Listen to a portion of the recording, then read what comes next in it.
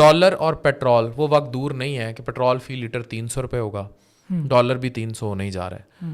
Youth جو ہماری نوجوان نسل ہے جو چینلائز نہیں ہے، مطلب ان کو مس ڈائریکشن ہے، ایک ایسے دور میں جہاں مورل ویلیوز کا جنازہ ہے، ننگ دھڑنگ ہے، کپڑے اتر رہے ہیں، نوکریاں نہیں ہیں، مہنگائی عروج پر ہے.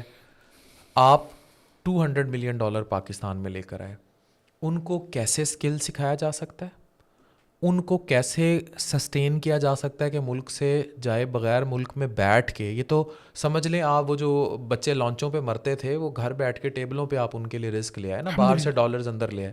الحمدللہ. کیا کام سیکھیں، کیسے سیکھیں اور کس طرح کام سیکھیں. اور اسی سوال میں ایک چیز میں اور ایڈ کروں گا کہ لوگ کہتے ہیں کہ کورسز کا اتنا پیسہ دے کر جو سکسیس سٹوریز ہیں they are only 10%، 90% are failures. اس میں کتنی صداقت؟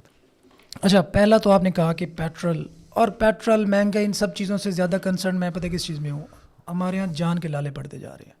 میں دیکھتا ہوں کہ ہمارے بڑے سیف سٹیز ہماری گنی جاتی تھیں، لیکن پھر بھی یہاں پہ ڈاکے، ڈکیتیاں، رابریز عام ہوتی جا رہی ہیں. اور اب یہاں سے سب سے زیادہ خطرہ سروائیول کا پڑ گیا، جو کہ زیادہ الارمنگ ہے.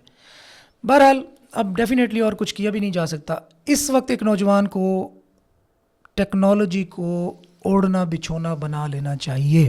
اگر آپ ڈالر میں ارن نہیں کر رہے تو آپ سروائیول مشکل ہے. میں ہارڈ باتیں کرنے کے حق میں نہیں ہوں، لیکن اس وقت مجھے بھی کرنی پڑ رہی ہے کہ اگر آپ ڈالر میں ارن نہیں کر رہے تو آپ PKR میں سروائیو نہیں کر سکتے.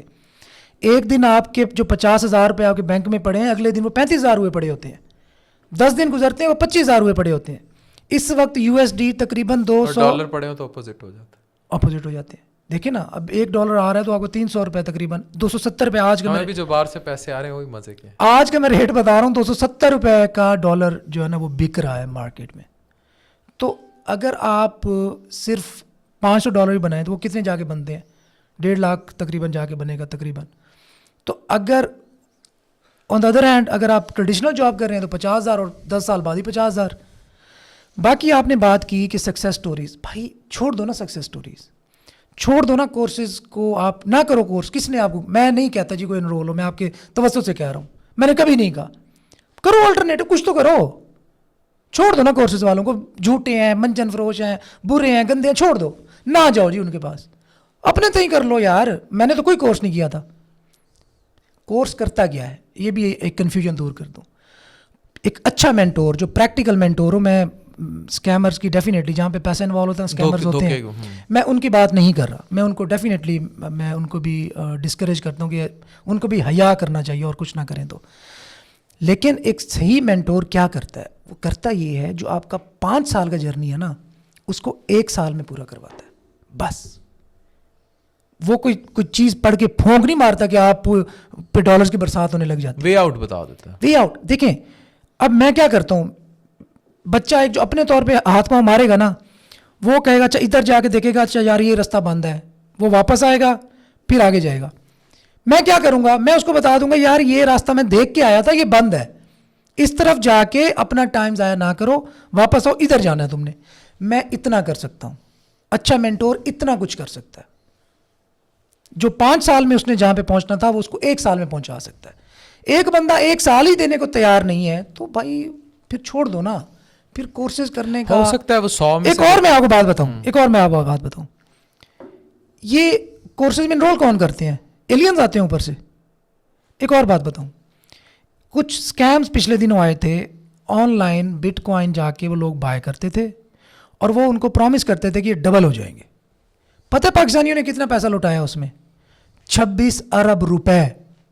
باہر والوں کو اللہ جانے پاکستانی تھے، باہر والے تھے، کون تھے مجھے نہیں پتا.